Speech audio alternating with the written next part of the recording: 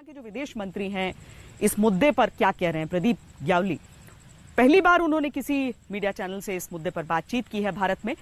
मेरी सहयोगी गीता मोहन ने उनसे खास बातचीत की है, सुनिए।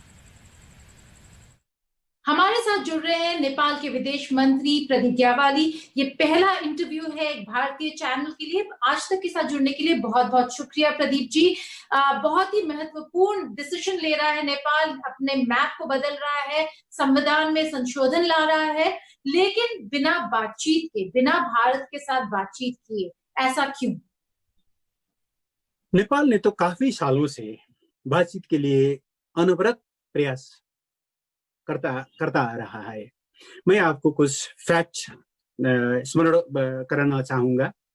जब सन 2014 में कालापानी क्षेत्र और सुस्ता की समस्या को समाधान करने के लिए दोनों देशों के विदेश सचिव के बीच में एक संयंत्र स्थापित किया गया था, नेपाल के बार बार आग्रह के बावजूद उसका एक बार भी बैठक आयोजन नहीं किया गया।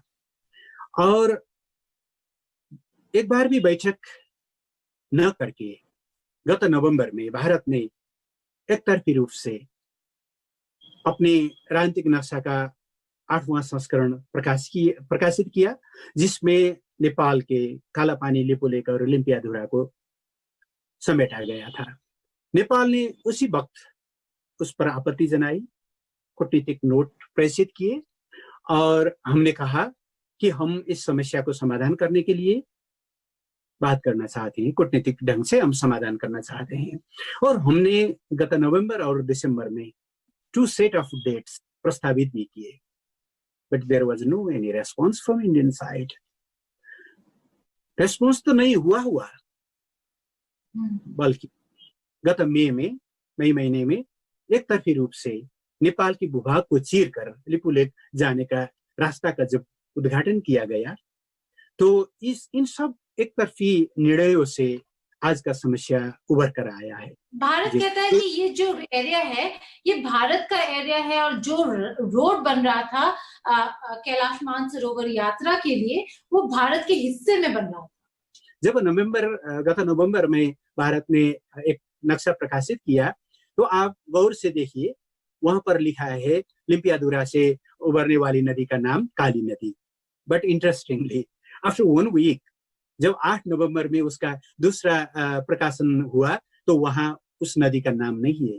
यह एक तरह से मुझे लगता है कुछ गड़बड़ है, और इस तरह की गड़बड़ करने से न तो ऐतिहासिक तथ्य बदल जाते हैं, नहीं तो दोनों पड़ोसियों के बीच में समुद्र संबंध स्थापित होता है। हमारा इतना ही कहना है कि let us respect the historical facts, let us respect the historical evidence, let us respect the treaty which defines the boundary between Nepal and India. क्या ये अंदरूनी प्रेशर की वजह से है या फिर चीन का हाथ है, जो बहुत लोग कह रहे हैं? क्या वजह है जो हम देख रहे हैं कि नेपाल इतना सख्त रुख करा हुआ है और इतने तेजी से, इतने तेज रफ्तार से अपने नक्शा को बदला है नेपाल ने? तो किसी का हाथ नहीं है, किसी का हाथ है तो नेपाल का हाथ है, नेपाली जनताओं के हाथ है, 3 करोड़ नेपाली जनता का हाथ है, जो सरकार के साथ में एक होकर खड़े हुए हैं कि ठीक है, नेपाल ने सरकार ने जो कदम शुरू किया है वो बहुत सही है।